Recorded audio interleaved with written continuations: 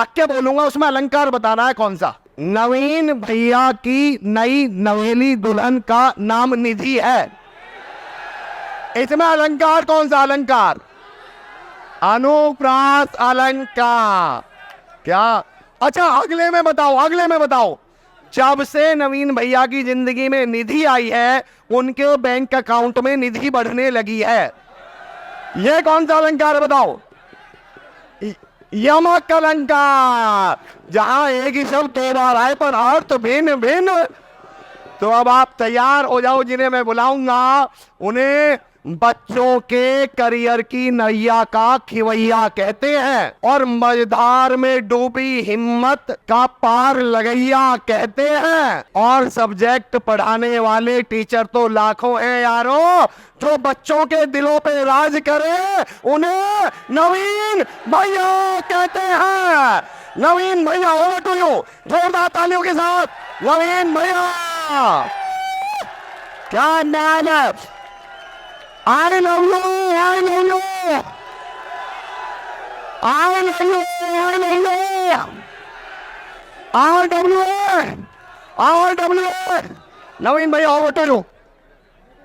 Thank you भाई। बैठ, पहले सारे बैठ जाओ एक बार। फोटो सच में बताना क्यों खींचना चाह रहे हो? मतलब क्या करोगे फोटो का? RWA जिंदाबाद फोटो खींचने से हो जाएगा क्या, या आपके सेलेक्ट होने से होगा? तो मेरे हिसाब से इस फोटो खींचने का तो कोई अर्थ है नहीं। पहले तो मैं भाई ने क्वेश्चन पूछा, उधर भाई कौन थे, उन्होंने क्वेश्चन पूछा था कि मैं कोई एक सब्जेक्ट तैयार करता हूँ तो कोई दूसरा सब्जेक्ट छूट जाता है। दरअसल में जब हम लोग मीटअप करने आते हैं तो उस मीटअप का सबसे बड़ा उद्देश्य ये नहीं होता कि हम लोग आपके पास फ़ोटो खिंचवाने आ रहे हैं या हमें कोई फ़ोटो खींचे। वो अनुभूति हो सकती है उसकी, लेकिन उसका असली उद्देश्य ये है कि शायद कहीं ऐसा कुछ प्रश्न तो नहीं है कि चाहे हमारी कॉलिंग टीम बेशक कितना भी काम करती हो तब भी छूट जाता हो। जैसे एक भाई ने अभी बिहार से बताया कि उनका फॉर्म भरते टाइम डिस्ट्रिक्ट का गलत चुनाव हो गया। तो ये मीटअप का उद्देश्य ये है कि आप उन बातों को पहुंचाएं जो ज़रूरी हैं, जो स्टूडेंट्स के भविष्य के लिए ज़रूरी है। इसका बिल्कुल उद्देश्य ये नहीं है कि आप मेरी कोई तारीफ़ करें। प्लेटफॉर्म की तारीफ़ करने के लिए आपको उस प्लेटफॉर्म को आपने इतना प्यार दिया है कि वो पूरे भारत भर में एक विशेष पहचान रखता है, और वो आपके प्यार की वजह से ही है। और उस प्यार में सबसे ज़्यादा शामिल है उन सेलेक्टेड बच्चों का भरोसा जो खुद को सफलता तक पहुंचा चुके। तो भाई के क्वेश्चन का आंसर मैं देता हूं दोस्त। होता क्या है, बड़ा अच्छा क्वेश्चन भी है।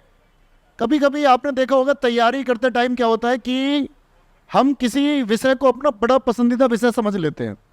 किसी के लिए मैथ हो सकता है, किसी का अंग्रेजी हो सकता है, किसी का रीजनिंग हो सकता है, हिंदी, ऐसा होता है ना। हम कोई एक विषय को अपना एक पसंदीदा विषय मान लेते हैं, और जिसको हम पसंदीदा समझते हैं उस पर हम वक्त भी ज़्यादा देते हैं। और एक स्टूडेंट की सबसे बड़ी गलती यही होती है कि जिस रेशियो में आपका एग्ज़ाम आना है उस रेशियो में आपको घंटे भी देने होंगे। आप आइडियल एक स्टडी मान के चलिए 6 घंटे। सबसे बड़ी कमी ये है कि हम उस बराबर रेशियो में मान के चलिए हम 8 घंटे पढ़ते हैं। बड़े ध्यान से सुनना, कोई एक एग्जाम लेते हैं जिसमें 100 क्वेश्चन आते हो, 4 सब्जेक्ट हैं, 25-25 क्वेश्चन आते हैं। अब हम क्या कर रहे हैं कि हम 8 घंटे में 2-2 घंटे हमको सबको देने चाहिए। अब हम क्या कर रहे हैं, मैथ कर रहे हैं 4 घंटे, रीजनिंग मजा आ जाता है क्योंकि सवाल हो जाते हैं 3 घंटे कर रहे हैं, जीएस कितनी देर पढ़ी, 1 घंटे। कमजोर क्या रहेगा? अब मान के चले किसी का जीएस में इंटरेस्ट है, 4 घंटे जीएस पढ़ी और मैथ पढ़ा 1 घंटे, कमजोर क्या रहेगा? ये गलती है। बराबर टाइम दो, और जब लगे कि मेरा जो सब्जेक्ट है अब इस पर कमांड बन गई है, रीजनिंग के लिए अब 2 घंटे देने की जरूरत नहीं है क्योंकि रीजनिंग पर मेरी कमांड अब बन चुकी है, तो रीजनिंग को 1 घंटे कर दो। अब रीजनिंग का बचा हुआ 1 घंटा किसको देना है? जो सब्जेक्ट कमजोर है। हिंदी को या अंग्रेजी को आपको लगता है कि भाई मेरी कमांड बन चुकी है, तो जिस विषय पर आपकी कमांड बन जाए उस समय को उसे दे दो जिस पर आपकी कमांड नहीं है।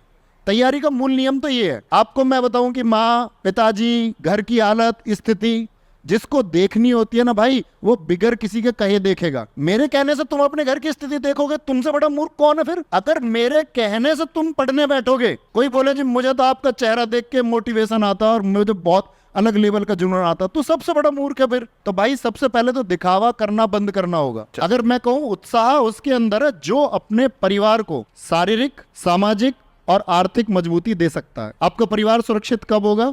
जब आप आर्थिक रूप से मजबूत होंगे। विषम समय में भी जिसने ना घुटने टेके उसके सामने विषम परिस्थिति और समय घुटने टेक देता है।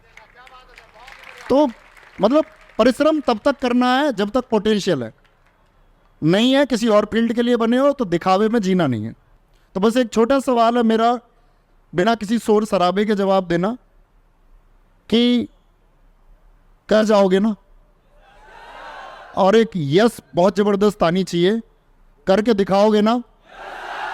तो करके दिखाना है और सफल हो जाना है। ख्याल रखिए। नमस्ते। Bye.